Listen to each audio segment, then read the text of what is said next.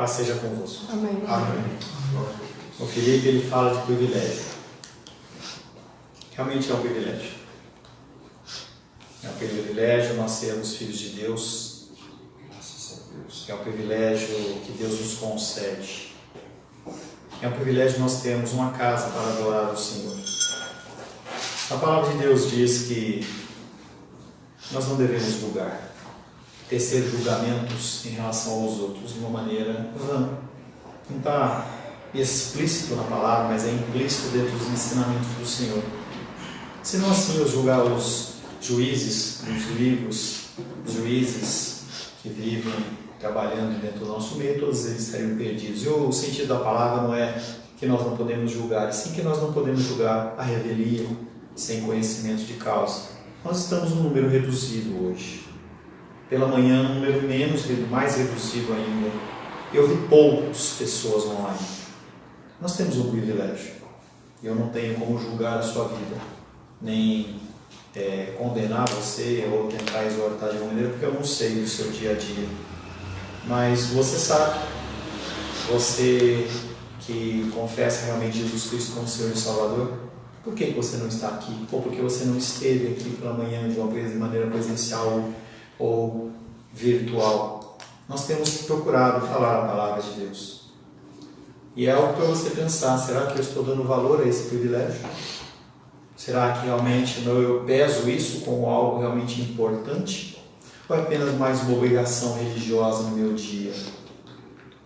Será que se fosse para uma viagem para o exterior, será que se fosse para uma festa, um evento, eu iria ficar em casa ou eu iria sair?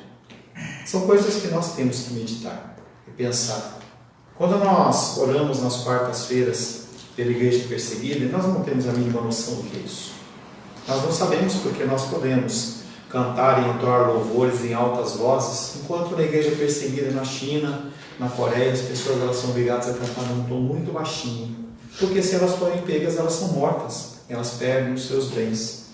E a pergunta é, será que nós temos realmente valorizado este privilégio? Será que você que vai ouvir a palavra depois, será que você está em casa, será que não faltou um pouquinho mais de esforço? Será que não faltou um pouquinho mais de dedicação? Não em relação a mim.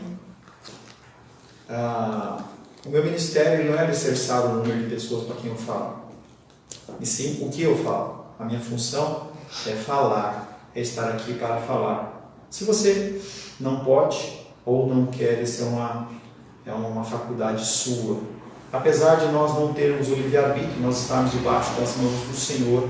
Nosso Deus, Ele é soberano e antes que o nosso pensamento da mente vá até a boca, Ele já sabe. Ele tem escrito todos os nossos dias também, Ele vai nos julgar em relação às nossas atitudes. Em nosso último encontro, estivemos meditando sobre o tema escravo de si mesmo. Pessoas são escravos de si mesmos.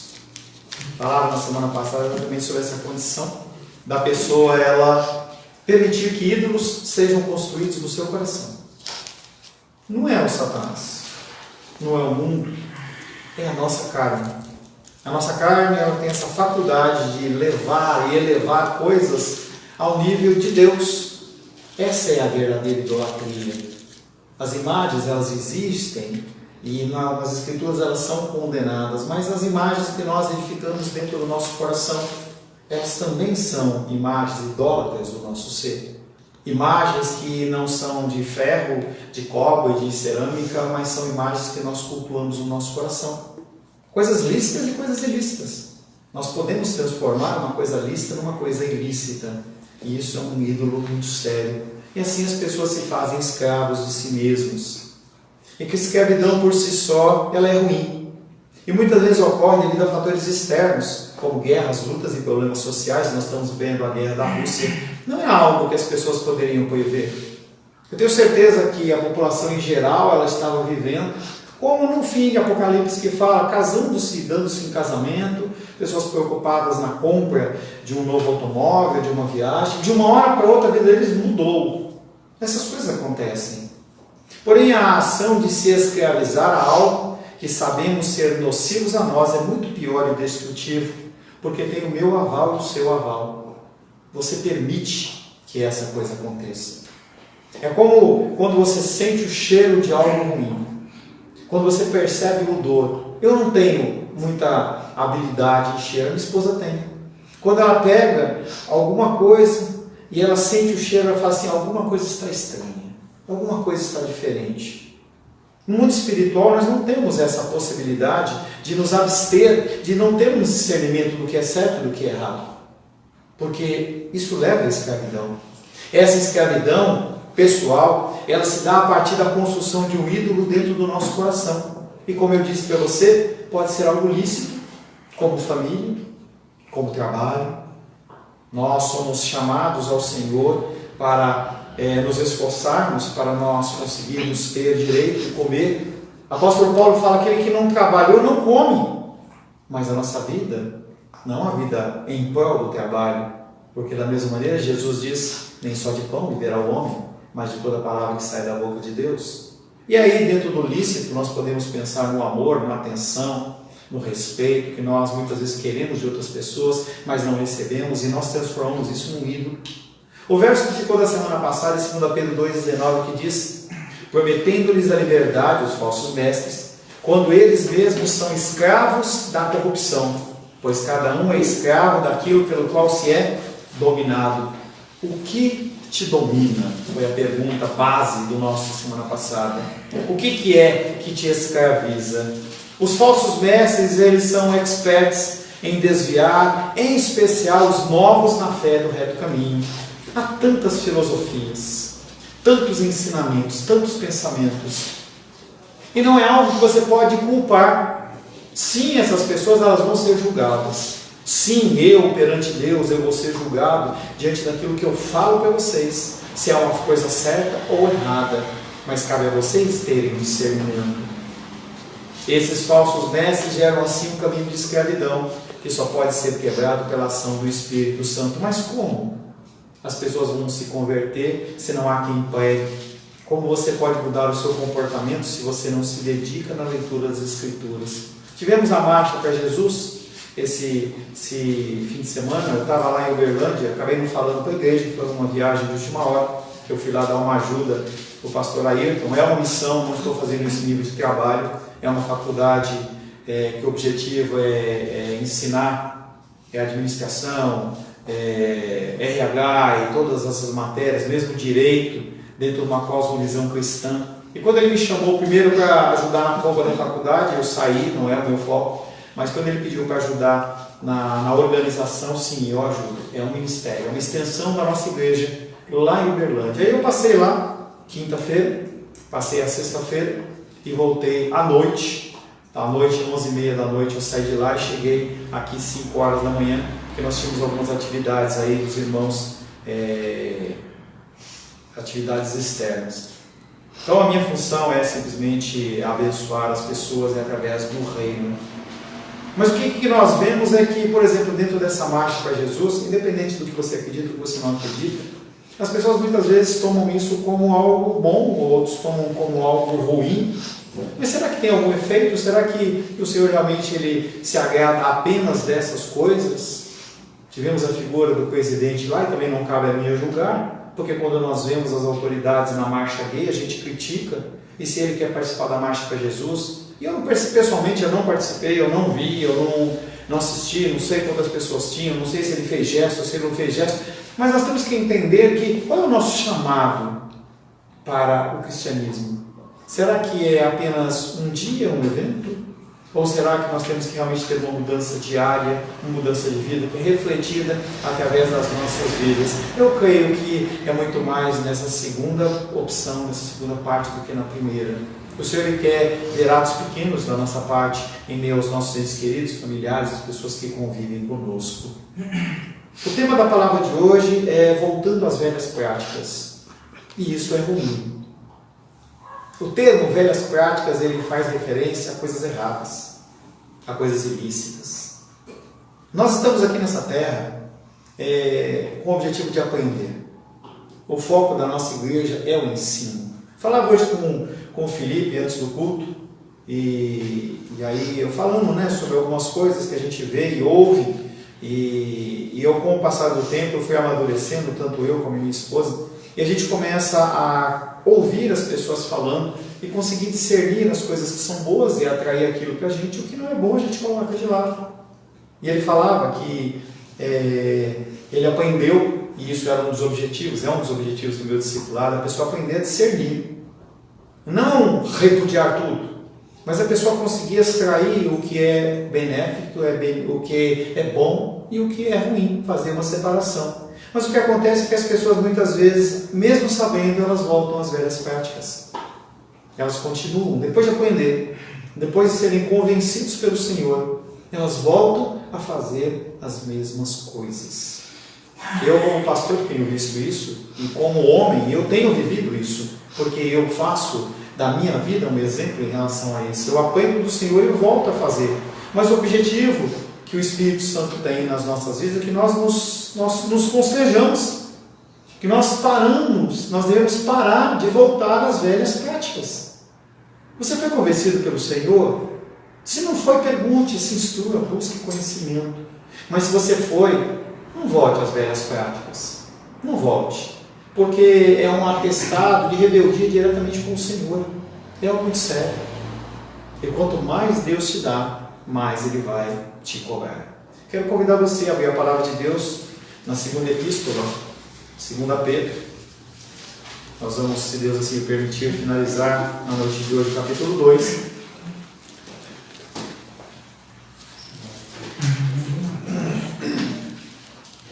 Segunda Pedro, capítulo 2. Eu vou ler o capítulo inteiro. É a última leitura nossa. 2 Pedro, capítulo 2. Vou fazer, inclusive, no final um breve resumo de todo esse capítulo que nós trabalhamos. Assim diz a palavra de Deus em 2 Pedro, capítulo 2, verso 1 em diante. Assim como no meio do povo surgiram falsos profetas, assim também haverá entre vós falsos mestres, os quais introduzirão dissimuladamente heresias destruidoras, até o ponto de renegarem o soberano Senhor, que os resgatou, trazendo sobre si mesmos repentina destruição. E muitos seguirão as suas práticas libertinas, e por causa deles será infamado o caminho da verdade. Também, movidos por avareza, farão comércio de vós, com palavras fictícias. Para eles o juízo lavrado ao longo tempo não tarda, e a sua destruição não dorme. Ora, se Deus não poupou anjos quando pecaram, antes precipitando-os no inferno, os entregou a abismos de trevas, reservando-os para juízo. E não poupou o mundo antigo, mas preservou a Noé, pregador da justiça, e mais 7 pessoas, quando fez vir o dilúvio sobre o mundo de ímpios. E reduzindo a cinzas as cidades de Sodoma e Gomorra, ordenou-as à ruína completa, tendo-as posto como exemplo a quantos venham a viver impiamente. E livrou o justo Ló, afligido por procedimentos libertinos daqueles insubordinados, porque esse justo, pelo que via e ouvia, quando habitava entre eles, atormentava sua alma justa, cada dia, por causa das obras iníquas daqueles. É porque o Senhor sabe livrar da provação os piedosos e reservar sob castigos injustos para o dia do juízo, especialmente aqueles que, seguindo a carne, andam em imundas paixões e menosprezam qualquer governo, atrevidos, arrogantes, não temem difamar autoridades superiores, ao passo que anjos, embora maiores em força e poder, não proferem contra eles juízos infamantes na presença do Senhor.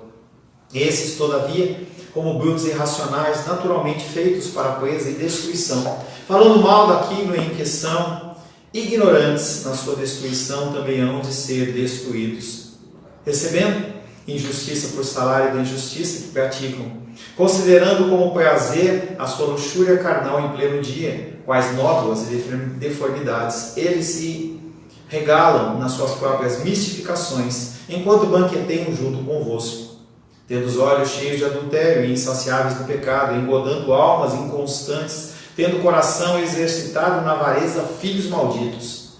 Abandonando o reto caminho, se extraviaram, seguindo pelo caminho de Balaão, filho de Beor, que amou o prêmio da injustiça. Recebeu, porém, castigo na sua transgressão, a saber, um mudo animal de carga, falando com voz humana, refreou a insensatez do profeta.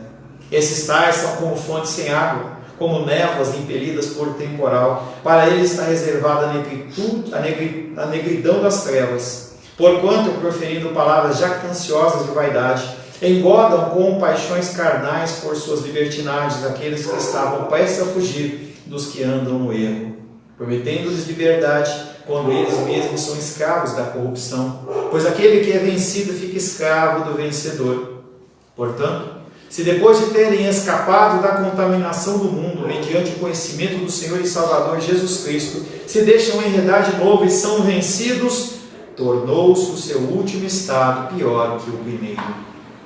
Pois melhor lhes fora nunca tivessem conhecido o caminho da justiça, do que, após conhecê-lo, volverem para trás, apartando-se do santo mandamento que lhes fora dado. Com eles aconteceu o que diz certo adágio verdadeiro: o cão voltou ao seu próprio vômito, e a porca lavada voltou a revolver-se no lamaçal. Palavra do Senhor, amém?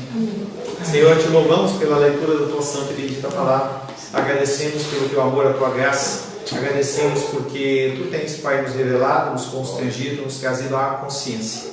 Que nós possamos, Pai, nesta noite receber de Ti o recado santo do Teu altar, que o Espírito de entendimento seja sobre as nossas vidas, Pai. E peço, Pai querido, também que o Senhor me capacite, através do Teu Espírito Santo, a servir os Teus servos e servas com a ministração da Tua santa e bendita palavra. Ora em nome de Jesus. Amém. Voltar às velhas práticas é um dos piores pecados que nós podemos cometer. Porque uma coisa é você não saber e ser ignorante num assunto, e outra coisa é você fazer sabendo. O primeiro versículo de 3 que nós vamos meditar são os 3 últimos de 2 Pedro, capítulo 2. Então o primeiro dele é o verso 20, que diz: portanto, se alguém se afastou da imundícia do mundo, pelo conhecimento do Senhor e Salvador Jesus Cristo, e novamente se deixa enredar e se rende, seu fim é pior do que o princípio. Nos 3 últimos capítulos nos 3 últimos versículos deste capítulo, Pedro repete qual será o destino final dos falsos mestres, ao enfatizar que voltaram ao seu antigo estilo de vida. Como Judas, eles viram.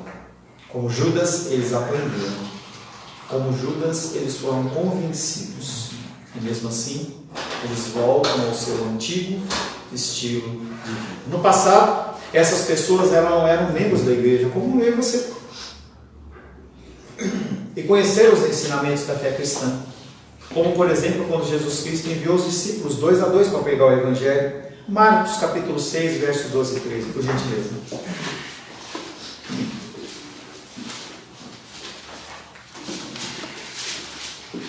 Marcos, capítulo 6, versos 12 e 13.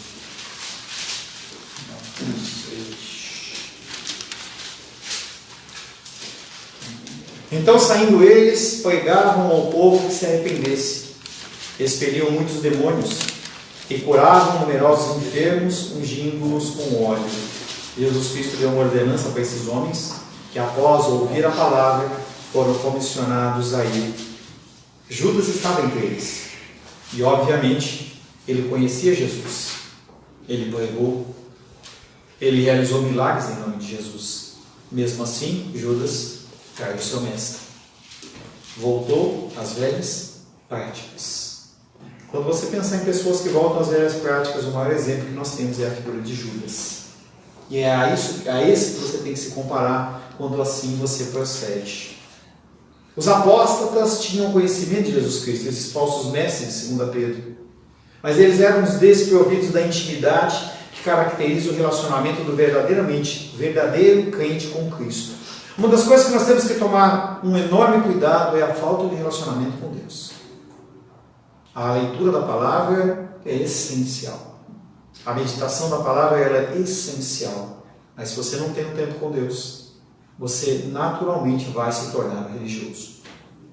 Encontro pessoas que são superiores a mim em grande estatura, no sentido de conhecimento bíblico, de grego, de hebraico, de figuras, línguas antigas e não sei o que e tal, mas vejo também pouco nas pessoas de relacionamento. Não que eu seja um exemplo em relação a isso, mas tenho buscado. Lembro que ainda no nosso caminho meio perdido em batalha espiritual. Estava eu e Rosângela lá em São Paulo, na cidade de São Bernardo, fazendo um curso de batalha espiritual. E o apóstolo que estava dando o curso para a gente falou assim: nós temos que ter equilíbrio. Devemos sim ter a palavra, mas nós também temos que ter o Espírito. Se você não tiver o Espírito Santo, se você não tiver quebrantamento na presença do Senhor, se você não tiver um relacionamento com o Senhor, todo esse conhecimento que você tem, ele é vão. Da mesma maneira, se você só tem relacionamento com o Senhor, você chora, você geme, você pula, e você não conhece as Escrituras, também isso é vão. Nós somos pessoas que somos chamadas ao equilíbrio. Há o Espírito e há a palavra. Há Cristo e há o Espírito Santo. Nós temos que ser cheios dos dois. Mas esses homens, eles se encheram de um conhecimento. Essas pessoas haviam confessado sim o nome de Cristo como Senhor e Salvador, mas com o tempo mostram que o seu conhecimento era meramente um saber intelectual. Eu abomino esse tipo de coisa. Ser um conhecedor das Escrituras que não tenha vivência das Escrituras. Nós não somos pessoas que vivemos segundo experiências, mas nós temos experiências. Então, quando as pessoas começam a falar comigo sobre algumas coisas de batalha espiritual, por exemplo, eu falo: eu vivi coisas que eu não tenho como explicar na palavra. Eu estava lá e eu vi. Eu estava lá e eu vivi. Se era alguma coisa que foi da minha cabeça, eu não sei, mas o apóstolo Paulo fala: se dentro do corpo eu sei, eu não sei, se no corpo eu não sei. Eu sei que eu estive no terceiro céu e eu tive visões inefáveis que não é lícito nem proclamar. As coisas acontecem com as nossas vidas. Esses homens, eles conheceram Jesus talvez como Salvador, mas não aceitaram Ele como Senhor. E ele fala de uma imundície. Essa imundície é a própria sociedade alienada de Deus. Uma sociedade que é composta de crentes e não crentes, de crentes verdadeiros e crentes falsos, entre bodes e cabritos. Quando nós falamos de bodes, nós não falamos de pessoas ímpias. Nós estamos falando de pessoas que estão dentro do seio da igreja, que ouvem as Escrituras, que devolvem o dízimo, que cantam, que louvam e tudo mais, mas que não conhecem a Deus. Pessoas que no dia do juízo vão ser colocadas do lado, e Jesus vai olhar e falar assim: apartai-vos de mim. Apartai-vos de mim. Pessoas que acham que conhecem, mas não conhecem. A nossa sociedade está cheia dessa imundícia. A única via de escape daqueles homens era conhecer o Senhor. Mas mesmo quando conhecendo o Senhor, eles abrem mão disso e voltam às velhas práticas, se contaminando novamente. E quando se contaminam novamente, depois de conhecer, dificilmente tem restauração. A pessoa já provou o que é Deus, já sabe o que é a comunhão com o Senhor, e mesmo assim a pessoa ela decide seguir um caminho que não é o abençoado. Ao invés de confiarem no aprofundamento do relacionamento com Cristo para a libertação, essas pessoas elas abrem mão desse relacionamento para buscar caminhos mais fáceis. Há caminhos mais fáceis, mas não há caminhos verdadeiros. Jesus diz: eu sou o caminho. É um só. Não tem vários caminhos. Não tem várias igrejas. Apesar de nós termos várias denominações, várias placas, o discurso tem que ser apenas um. É algo que, de certa maneira, é até elogiável dentro da Igreja Católica Romana. Eles têm um discurso. Nós temos vários discursos. Como seria bom que em cada igreja que nós fôssemos, nós ouvíssemos novamente e sempre a voz do Espírito, mas não é isso que acontece. Eu já passei por algumas igrejas. E algumas coisas que você ouve, elas fazem coceira no ouvido, não porque te incomodam por ser a verdade, mas pelo contrário. Pessoas que passam por discipulado e começam a pensar, porque é aquilo que eu sempre falo, meu objetivo não é que você viva comigo de uma forma ad eterna, é claro que eu vou sentir sua falta, mas o meu objetivo é que você saiba pensar, que aonde você for, aonde Deus te levar, você consiga ter discernimento do que está sendo falado. Esse é o meu objetivo maior, que pessoas tenham discernimento. Não é que sejam meus discípulos, sejam discípulos de Cristo. É uma coisa que eu aprendi com o meu pastor de São Paulo e eu tento levar isso em prática. Eles continuavam a falar acerca da liberdade, mas apesar de todas as suas frases de efeito, nada sabiam acerca dela na prática. Como os homens em Hebreus 10, 26, abrir por gentileza. Hebreus 10, 26, aqueles homens haviam apostatado. Hebreus 10, 26. Hebreus 10, 26 diz: porque se vivermos deliberadamente em pecado, ou seja, eu faço porque eu quero, depois de termos recebido o pleno conhecimento da verdade, já não nos resta sacrifício pelos pecados. O autor de Hebreus ele é muito duro em relação a isso. Se a pessoa ela conhece, se ela entende e ela deliberadamente decide viver no engano, o sacrifício de Cristo não é para ela. Não há mais salvação para essa pessoa. Pedro está convicto de que o último estado desses homens é pior do que o primeiro. Um servo que desobedece deliberadamente ao seu senhor é muito mais culpável que aquele que desobedece por ignorância. Mesmo o direito penal é assim. Se você faz uma coisa sem intenção, por exemplo, um assassinato, um homicídio, se você faz sem a intenção de matar, você é julgado de uma forma mais branda. Mas se o juiz, se o promotor, ele identifica que você fez aquilo de caso pensado, conforme vai tendo os agravantes, mais a sua pena ela se eleva. A mesma coisa é com o Senhor. Não é que você não vai ter nenhuma punição, sim vai ter. Então eu posso cometer deslizes, eu posso cometer pecados por ignorância, mas cabe a mim entender da lei do Senhor para que cada vez menos assim eu incorra nessa prática. Mas esses homens, sabendo que estão errados, eles continuam a fazer a mesma coisa. Pedro diz com efeito que a profecia de Jesus se revelou verdadeira e o último estado desses homens revelou-se pior do que o primeiro. Mateus capítulo 12. Mateus 12, versos 43, 44 e 45. Mateus 12, versos 43, 44 e 45. Diz assim: quando o espírito imundo sai do homem, anda por lugares áridos, procurando repouso, porém não encontra. Por isso diz: voltarei para minha casa, de onde saí, e tendo voltado, a encontra vazia, varrida e adornada. Então vai e leva consigo outros 7 espíritos piores do que ele, e entrando habitam ali. E o último estado daquele homem torna-se pior do que o primeiro. E Jesus finaliza falando assim: assim também acontecerá a essa geração perversa. Nós fazemos parte da geração desse tempo, mas nós não podemos ser encontrados diante da geração como uma geração perversa. Esses homens vivem um do lado do outro, da mesma maneira que o trigo e o joio no mesmo campo. Quando os falsos mestres saem de livre e espontânea vontade do convívio de cristão, eles demonstram que nunca foram servos de Deus. Pessoas que estão numa igreja em que a palavra é verdadeira, em que há frutos, não é tamanho, há frutos. As pessoas elas começam a ter transformação. E a pessoa decide sair por uma motivação pessoal, porque algo não foi feito segundo a sua vontade. Isso acontece demais. Demais. Homens que têm um dízimo elevado ou têm uma cultura elevada, querem de alguma maneira dominar o que é dito no altar. Isso aconteceu lá na igreja de Timóteo, na igreja de Éfeso. As pessoas queriam dominar Timóteo. E as pessoas, quando veem que não vão receber aquilo que eles acham que merecem, eles simplesmente saem da igreja. 1 João 2,19. Quem são essas pessoas? Será que essas pessoas já ouviram a palavra verdadeiramente? Será que elas foram realmente convertidas em relação ao Evangelho? João diz que não.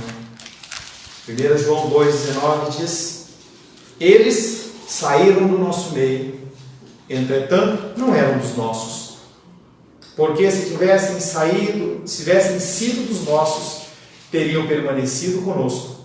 Todavia, eles se foram para que ficasse manifesto que nenhum deles é dos nossos. E muitas pessoas usam esse versículo quando um membro quer sair da igreja. Isso não tem a ver com a pessoa sair da igreja, tem a ver com sair dos caminhos do Senhor.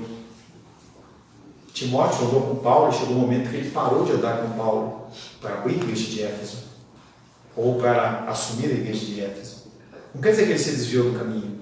E as pessoas usam esse versículo como uma forma de dizer, você vai sair, então agora você está debaixo de maldição. Tem um casal que eu estou atendendo lá na Bahia que passou recentemente por isso. Uma igreja que não é abençoada, que a palavra é totalmente distorcida, e a gente começa a falar da verdade, começa a ensinar a pessoa a pensar, e a pessoa começa a gerar alguns questionamentos e fala assim, não, alguma coisa está errada. E aí eles chega uma hora que eles são confrontados com a liderança, e a liderança olha para ele assim, eu, quando saí da minha igreja, eu saí na vontade de Deus, mas vocês não. Como é que ele pode dizer isso? E ele olha para o marido na frente da esposa e fala assim, e quando a tua esposa, ela estiver envolvida com o espírito do engano, você tem que repreendê-la. Que sabedoria é essa? O que acontece no coração dessas pessoas? Que olham para o reino de Deus como uma posse. Vocês não são minhas ovelhas, vocês são ovelhas do reino de Deus. E aonde vocês estiverem, vocês vão continuar sendo ovelhas do reino de Deus. E quando estiverem comigo, a minha obrigação é zelar pelo crescimento de vocês. Chamar atenção, exortar, ensinar. E aí o reino de Deus nosso não é simplesmente o que está nas quatro paredes. Tem pastores que eu ligo e chamo atenção. Amanhã mesmo eu vou ligar para um pastor e falar, você agiu errado nisso. E se eu perder a amizade? Chamei a atenção de algumas pessoas em relação à alimentação. Você está comendo demais. Você quer do Espírito Santo. Vou chamar um pastor também a atenção em relação a isso. Você está comendo demais. O que você está fazendo com o seu organismo? Você acha que é bonito isso? Você não bebe? Você não fuma, mas você senta para comer e parece que come como se não tivesse amanhã. Será que isso é um exemplo cristão? Pedro traz uma advertência urgente aos cristãos para que não sigam o caminho dos hereges que levam a uma destruição irrevogável, eterna. Essa destruição de conhecer os caminhos do Senhor e os abandonar, ela é cruel. Pior para quem aqui? Para minha filha Luísa, Gabriel, Rafael e aqui Daniel. Porque eles ainda estão em crescimento. Vai chegar um momento, que é o que eu falava de manhã, em que eu não vou poder obrigar minha filha a vir para a igreja. André e Vânia, eu não vou poder obrigar Gabriel e Rafael a vir para a igreja. Não tem isso. Vai chegar uma hora que eles vão ter que tomar uma decisão. Eu quero ir para a casa do Senhor. E se essa decisão for errada, eles vão padecer. Eles vão sofrer. E não há nada que nós possamos fazer a não ser orar por eles. 2 Pedro 2,21 diz, pois teria sido melhor para eles não terem conhecido o caminho da justiça do que, após ter-o conhecido, desviarem-se do santo mandamento que lhes fora transmitido. Primeira coisa que esses homens não fazem é cumprir um dever que a eles foi designado. O que Pedro fala sobre os falsos mestres é o oposto daquilo que era esperado deles. Se a fé deles tivesse sido autêntica e o seu conhecimento verdadeiro, eles teriam desenvolvido espiritualmente a si mesmos, a fim de ensinar os outros o Evangelho de Cristo. Para que você está na igreja? Será que é só para você engordar? Ou é para você levar essa palavra para fora, para as pessoas? Você estuda? Sim. Você trabalha? Sim. Você tem uma convivência social? Sim. Mas o que você faz diante das oportunidades que te são dadas? Será que você se cala? Será que em prol de um bom negócio? Ou em prol de você estar bem na fita, como as pessoas falam, você abre mão do Senhor? Aqui os falsos mestres fizeram isso. Eles não cumpriram aquilo que eles deveriam fazer. E a consequência disso é apostasia. Hebreus 10, 26 e 27.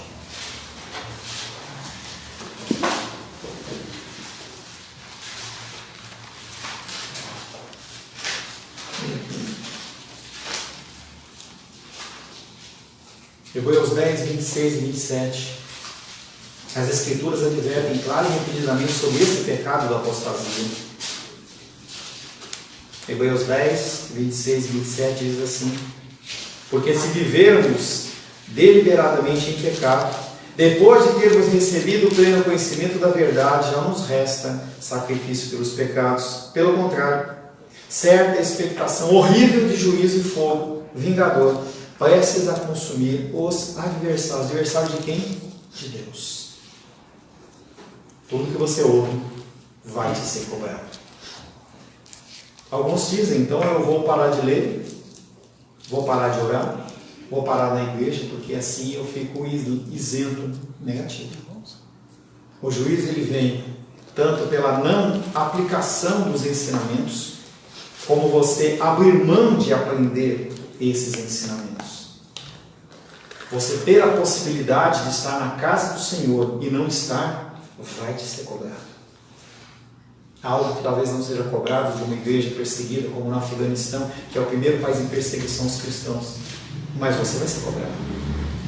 Toda falta de preparação da minha parte vai ser cobrada. Vai ser um dia amargo. Todos vão estar na presença do Senhor. Ninguém vai escapar. Aqueles que são filhos não vão sofrer a condenação eterna, mas vai haver um juízo. Nesse ponto devemos distinguir entre os pecados intencionais e não intencionais. A pessoa que peca deliberadamente expressa de forma aberta a sua rebeldia contra Deus. Números capítulo 15, verso 30. Qual que é a punição quando você decide pecar conscientemente? Números 15, 30. Números 15, 30 diz: mas a pessoa que fizer alguma coisa atrevidamente, quer dizer, deliberadamente, quer seja dos naturais, quer dos estrangeiros, injúria ao Senhor, tal pessoa será eliminada do meio do povo. Deus muda? O seu Deus muda? O seu Deus ele vai se adaptando? Tem igrejas que dizem que Deus se adapta. Tem pessoas que esperam que a igreja ela faça uma remodelação, tornar a palavra politicamente correta. Será que Deus muda? Essa eliminação do povo ela continua em vigor. O que acontecia é que naquela época havia uma execução pública. No Novo Testamento a execução ela não vai ser pública no sentido de seres humanos, vai ser pública no sentido da glória do Senhor. Uma punição muito mais séria. Não há restauração, não há desculpa, não há volta, é algo que é irrevogável. O autor dos Hebreus, ao comentar o destino de um apóstata, em Hebreus 10, 31, ele fala: horrível coisa é cair nas mãos do Deus vivo. Não tente o Senhor. Não tente o Senhor. Davi fez isso. Contou à população que ele queria ver quão poderoso ele era, quão forte ele era. E o soldado, o general dele, Joabe, fala assim: não faça isso. E ele fala: não, eu quero que faça. E quando a praga começou, mais de 70 mil, se não me engano, morrendo. 70 mil pessoas morrendo. Tem cidades no Brasil que não tem tudo isso. 70 mil pessoas morrendo. Ele olha e fala assim: quem pecou fui eu. Por que esses estão morrendo? O profeta vem e fala assim: te dou 3 opções. Um é cair nas mãos dos seus inimigos. Um é você passar um tempo de fome, de peste. E outra coisa é você ficar 3 dias nas mãos do Senhor. Ele fala: vou ficar nas mãos do Senhor. Porque Ele é misericordioso. Pastor, então eu quero isso. Não, no dia do juízo não tem misericórdia. A misericórdia é aqui na terra. No dia do juízo não tem graça. Não tem misericórdia. A não ser aquilo que já foi derramado, segundo os desígnios do Senhor. Devor não cumprir a apostasia. Aí Pedro faz uma comparação. Se eles não conhecessem o caminho da justiça, eles poderiam alegar ignorância, mas não, eles conhecem o caminho da justiça. João Batista havia revelado ao povo de Israel em preparação para a vinda de Jesus que esses homens, eles deveriam seguir o caminho da justiça, mas não seguiram. O que é esse santo mandamento que ele fala? Que ele vem falando no versículo assim: eles desviaram-se do santo mandamento. Que santo mandamento é esse? É a mensagem do Evangelho. A mensagem que nós somos pecadores e nós carecemos da glória de Deus. Nós temos que propagar essa ideia. Falei ontem com as pessoas, falei assim: olha, será que tem que permitir esse tipo de coisa? Tem que fazer dessa maneira? As pessoas elas estão casando, estão ficando noivos, outros estão filhos sendo recheados de revelação. Mas será que as coisas que nós fazemos diante das pessoas que as constrangem, será que não vai ser cobrado de nós? Será que nós podemos realmente fazer alguma coisa assim à vontade? Na passagem paralela de Judas, ele chama, em Judas capítulo verso 3, diz, ele fé que uma vez por todas foi entregues aos santos. Todas as pessoas receberam essa porção de fé. Eu recebi, você recebeu. O que nós temos feito com isso? O que você tem feito com o seu tempo? O que você tem feito com os recursos que estão colocados nas suas mãos? O que você tem feito com o lar que você habita? Semana passada eu conversei com o Gabriel e o Rafael. O que vocês têm feito com o lar em que vocês habitam? O que a Luísa, minha filha, tem feito no lugar que ela habita, com as regalias que ela tem? Regalias que as pessoas não têm, mas que eles, em especial esses três, eles têm. O que nós temos feito com isso? 1 Coríntios 11, 23.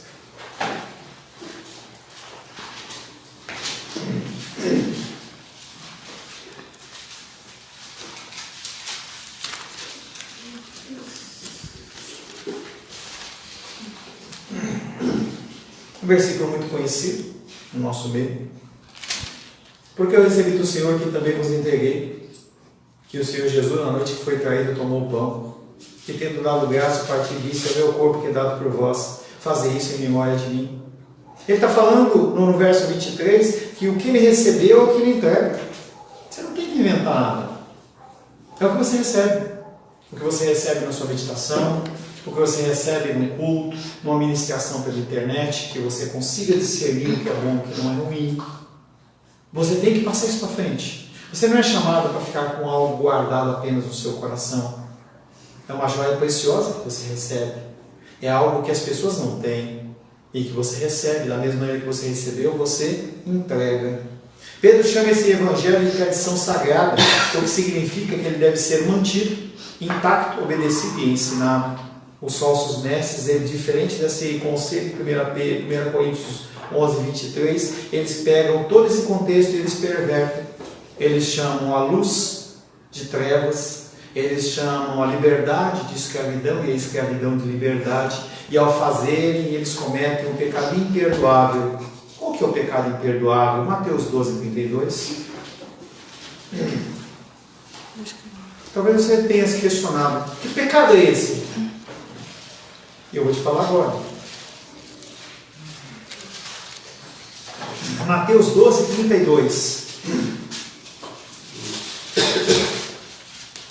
Se alguém proferir alguma palavra contra o Filho do Homem, ser-lhe-á isso perdoado.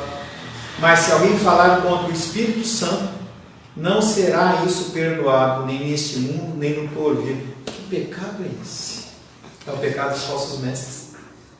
Eles ouviram, eles conheceram, eles entenderam, eles viram os milagres e maravilhas e mesmo assim se desviaram do reto caminho. Eles estão agindo diretamente contra quem? O Espírito Santo. A blasfêmia do Espírito Santo não é você falar, ô Espírito Santo, você é isso, ô Espírito Santo, você é aquilo. Não é isso. É você ter sido convencido. O Senhor, Ele te convence por uma série de fatores e você mesmo assim diz não. Isso acontece, por exemplo, com bruxos. Isso acontece, por exemplo, com pessoas que vivem nesse mundo em perdidão aí. Ouvem a palavra, são trazidos, são cuidados, são tratados. As pessoas, elas ouvem a palavra, choram, se derramam na presença do Senhor e em certo momento, não quero mais. Isso existe e existe muito. Mas eles nunca foram filhos de Deus. Na verdade, eles nunca foram convencidos pelo Espírito Santo. Porque quando o Espírito Santo ele age na vida da pessoa, ele traz uma graça sobre a vida da pessoa que ela é irresistível. Você não consegue dizer não. Mas essas pessoas, elas chegam bem perto disso. E você, se não conheceu, você vai conhecer muitas pessoas ainda desse jeito. Pessoas que acham Jesus Cristo tremendo. Esse fim de semana, eu estava lá, essa sexta-feira, que eu estava lá em Uberlândia conversando com os pastores, é a figura do Jesus politicamente correto. Que a história agora é a seguinte: Jesus é um cara legal. O problema é quem? O fã-clube dele. Essa é a expressão. E se você digitar Jesus legal no Google, depois você faz esse teste. Você vai ver a figura de um Jesus com aquela figura normal, né, que a gente vê aquela imagem, né, em especial dentro do catolicismo romano, aquele cabelo cacheado, babyliss, né, que ele fez com aquela escovinha lá do como é que chama lá? Como é que é aquela coisa? Conner. Pronto, Conner. Fez lá, né, aqueles cachinhos e tal, aquela pelezinha bonitinha, um olhinho azul, tal, aquele mantinho, coraçãozinho vermelho, ele está assim, ó. Depois você digita. Você vai ver essa figura. Essa é a figura do Cristo que eles querem. Não é um Cristo que é Senhor. É um Cristo que é apenas Salvador. É um Cristo que está aqui para me servir. Quando nós pensamos no conceito da psicologia, um dos princípios da psicologia, e ela tem muitas vertentes, o 10º princípio, acho que é o 19º princípio, diz assim: não existe divindade, não existe um Deus superior. Mas se existir, ele existe para me servir. Está escrito lá. Não é uma coisa que eu estou inventando. Entende? Esse Cristo é o Cristo que eles querem. É um Cristo inclusivo. Tudo pode, todas as pessoas podem. Eu quero fazer uma coisa, eu faço o que eu quero. Eu quero dançar, eu danço. Se eu quero profetizar no meio da palavra, eu profetizo. Se eu quero, eu posso fazer o que eu quiser. Porque eu tenho liberdade. Esse é o Jesus legal. Mas esse não é o Jesus das Escrituras.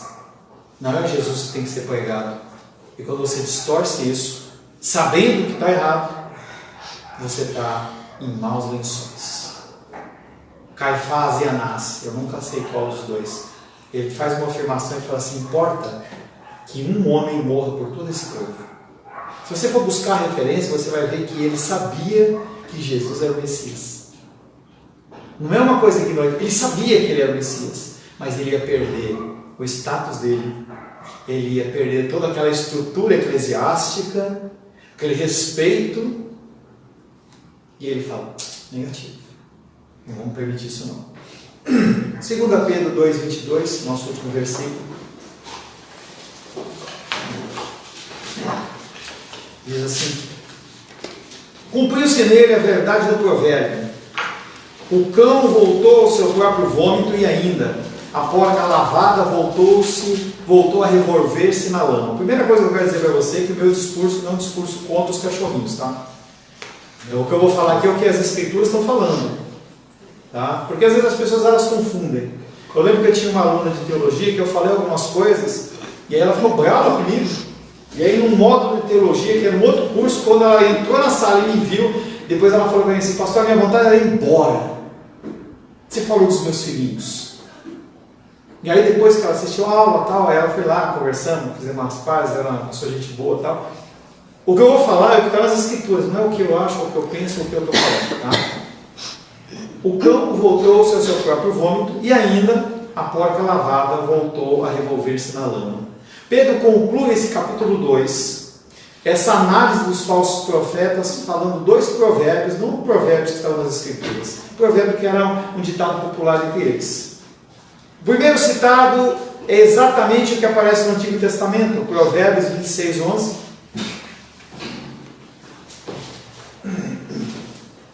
Sabe de cabeça? É isso? Está no celular mesmo?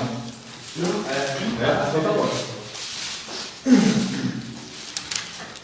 É legal de ter os dois gêmeos. Eu já contei essa história e falo de novo.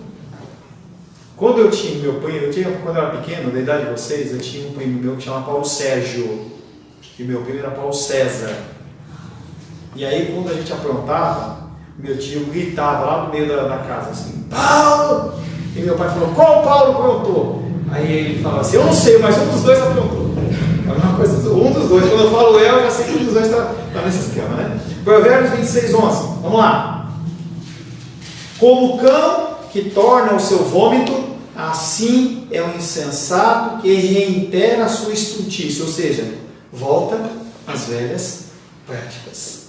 Primeiro, os judeus eles tratavam os cães, o cachorro, como um animal desprezível, porque era um animal que comia lixo. Diferente do que nós temos hoje na nossa sociedade, em que as pessoas compram um alimento tal, balanceado, tudo mais, você realmente tem que cuidar, isso é o mandato da criação. Se você tem, cuide. Se você não quer cuidar, não tenha. entendeu? Mas naquela época eles não tinham esses recursos, não tinha pet shop, não tinha a comida lá, o bonzo equilibrado, tal, não sei o que. Era o resto da comida que eles comiam. Então os animais, eles em regra, eles comiam comida do lixo. Então eles tratavam os cães com desprezo e como animais impuros e não como o melhor amigo do homem. Essa era não a regra bíblica, a regra da cultura judaica da época que foi escrito esse texto. Um cão vivia dos restos de todo tipo de coisa e assim era potencialmente um transmissor de muitas doenças. Como um animal que se alimenta de lixo, ele volta ao próprio vômito, cumprindo assim o provérbio. Pedro usa esse provérbio para comparar o hábito natural de um cachorro com os falsos mestres que voltam a viver em pecado. Eu pessoalmente nunca vi, mas pelo que eles se falam é que quando o cachorro vomita, o cachorro ele vai cheirar, fazer alguma coisa, não sei dizer, eu nunca vi isso. Mas o que o Pedro está dando a entender é que ele faz isso, pelo menos naquela época fazia isso. O segundo provérbio era um ditado comum no mundo antigo. Um porco procura livrar-se do inseto que o perturbam e do calor do sol. Fazendo como? Indo para a lama. Então ele vai lá para a lama e ele fica rolando na lama. Apesar da porca ser lavada, você ir lá e dar um banho na lama, por natureza, ela volta para a lama de onde veio. Ela rola na sujeira e grunhe, porque um porco ele grunhe, de contentamento. Mais uma vez ele aplica aos falsos mestres essa condição. Assim como o porco gosta de rolar na imundícia, os hereges sentem prazer na libertinagem e na imoralidade. Jesus cita cães e porcos na mesma frase, Mateus 7,6. Era uma coisa real dentro do contexto que inclusive Jesus Cristo traz essa ilustração. Mateus capítulo 7, verso 6. Não deis aos cães o que é santo, nem lancei ante os porcos as vossas pérolas, para que não as pisem com os pés e voltando-se vos dilacerem. O que Jesus está falando aqui é, cuidado para quem você fala. Cuidado para quem você entrega o que é mais precioso para você, o que é realmente importante para você, porque as pessoas vão dar valor. A gente gasta tanto tempo com pessoas que não se importam com aquilo que a gente faz. E a gente perde tempo. Jesus está falando, não perca tempo. Ele instrui os discípulos a distinguirem entre pessoas que são receptivas à mensagem do Evangelho e aquelas que pisam sobre o que é sagrado. Hoje pela manhã eu falei isso. Você não é chamado a entrar em discussões. Agora eu vou discutir com o budista, agora eu vou discutir com o islamismo, eu vou discutir com uma pessoa, testemunha de Jeová. Não é para fazer isso, nós não somos chamados a fazer isso. Nós somos chamados a viver o Evangelho. Se alguém perguntar para você o que você pensa, você responde. Mas você não tem que entrar em debate, primeiramente porque a pessoa tem princípios diferentes dos seus. Se você quiser conversar com uma pessoa que ela é vegana, a pessoa não vai entender, por mais que você explique, que comer carne é gostoso. Ela não consegue entender. Se a pessoa ela tem alguma intolerância à lactose e você tentar falar para ela, não pode tomar que não tem problema, ela não vai entender, porque ela tem uma dificuldade em relação àquilo. Não adianta você querer ter discussões que são infundadas e são sem futuro. Tais pessoas, o apóstolo Pedro e Jesus também falam que são como cães e porcos. Ao vomitar, o cão se alivia das impurezas internas. A porca lavada é limpa da lama externa. De qualquer modo, muitas vezes os dois animais eles voltam para a mesma sujeira. A palavra de hoje tem esse objetivo. Que você entenda que todo conhecimento que você tiver, você foi convencido pelo Espírito Santo, não por mim, pelo Espírito Santo. Você tem que entender aquilo como uma regra, você não pode voltar atrás. Senão você vai ser visto como um cão que volta ao vômito, ou então uma porca lavada, que se revolve novamente na lama. Fazendo um breve resumo desse capítulo 2, muito rápido, se fosse uma leitura, não vou parar para explicar não. Pedro, nesse capítulo 2, ele adverte os crentes, eu e você, sobre as heresias perniciosas dos falsos mestres que negam abertamente a soberania de Cristo e, consequentemente, estão diante de destruição repentina. Pessoas que falam contra o Evangelho ou falam ignorâncias e erros, eles vão ser destruídos. Pedro descreve a avareza e a desonestidade desses mestres como forma de advertência. Ele afirma que muitos na comunidade cristã seguirão seus caminhos imorais.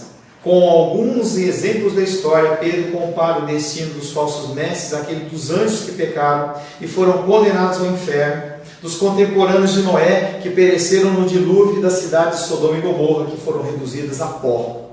Por outro lado, Deus protegeu Noé e sua família e a livrou do julgamento, como Ló. Assim o Senhor poupa o justo, mas castiga o ímpio no dia do julgamento.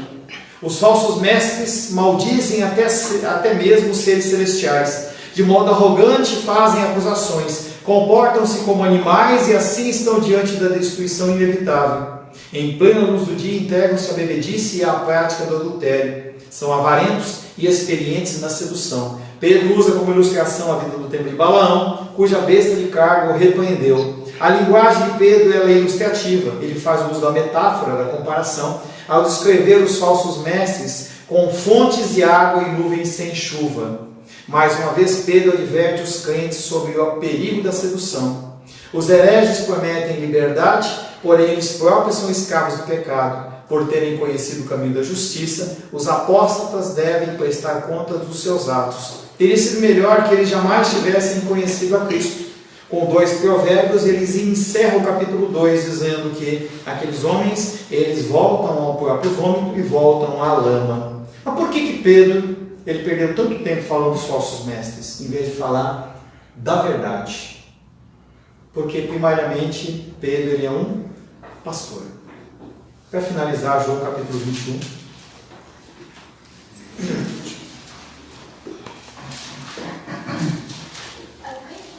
João 21.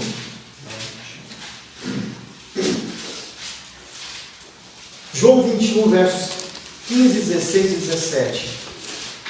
Pedro havia negado Jesus Cristo. Jesus Cristo foi morto e crucificado. Pedro vai lá chorar amargamente e a vida dele fica uma vida de amargura após ele negar Jesus Cristo. Realmente aquela cena de Jesus Cristo indo para ser crucificado após o seu julgamento e ele bate o olho em Pedro, deve ter sido algo extremamente impactante na vida de Pedro. E Pedro deve ter vivido um tempo de extrema amargura, até que em João capítulo 21, versos 15 a 17, acontece uma passagem conhecida por você. Depois de terem comido, perguntou Jesus a Simão Pedro, não a outro discípulo, mas a Simão Pedro: Simão, filho de João, amas-me mais do que estes outros?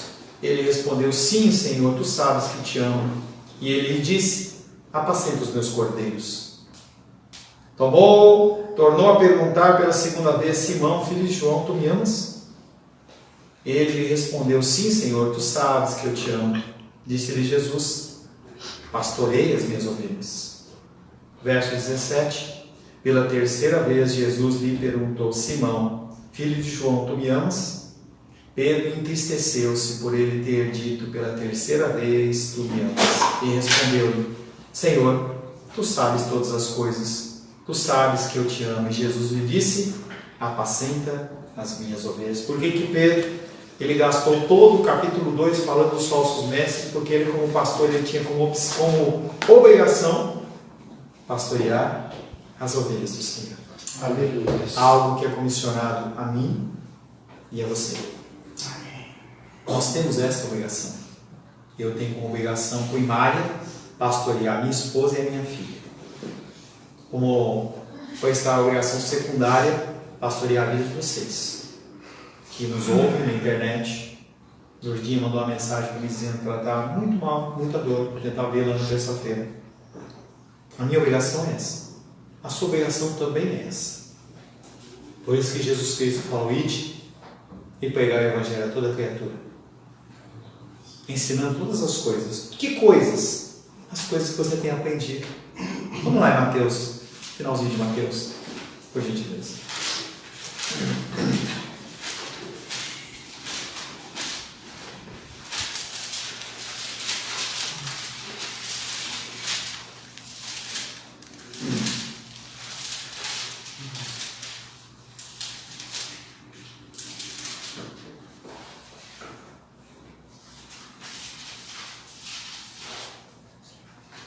Mateus 28, 18 diz: Jesus, aproximando-se, falou-lhes dizendo: toda autoridade me foi dada no céu e na terra.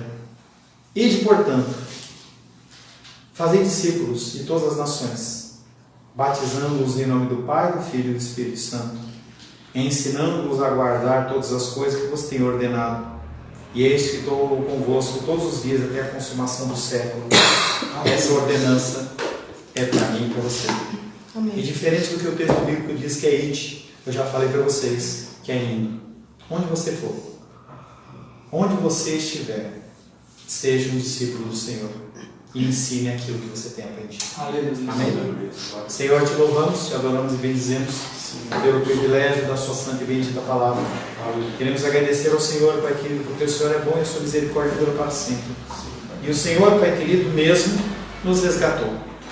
O Senhor mesmo, Pai querido, nos tem ensinado que nós possamos cumprir tua ordenança, Pai, e nós possamos pregar o Evangelho a toda criatura, que nós possamos entender que muito mais do que a nossa manutenção diária, nós temos uma comissão, a vinda direto do altar do Senhor, que é propagar a sua santa e bendita palavra. Nos dá autoridade, nos dá poder, nos dá capacitação, abre oportunidades para falarmos a tua graça, o teu amor. Oro em nome de Jesus. Amém. Amém. Que o Senhor te abençoe e te conceda graça. Que o amor de Deus Pai, e a graça salvadora de Jesus Cristo, e a consolação do doce Espírito Santo, seja sobre a nossa vida, sobre todos os cristãos na face da terra. Vamos em paz e que o Senhor nos abençoe. Amém. Amém.